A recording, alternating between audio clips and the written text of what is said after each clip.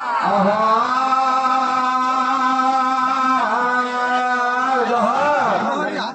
গোয়াতে চারা গড়ি ছিল চারা গড়ি ছিল মক্কা শহরে পরিশুনের অন্তরে ও গোটাও হতো খাওয়াবো বলে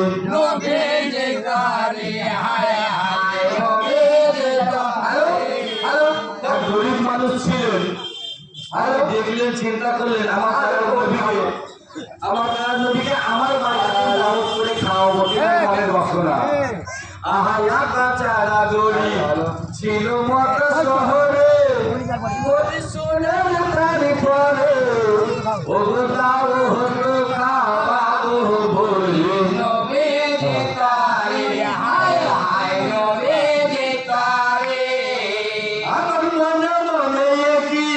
করে চলে জন্য হবি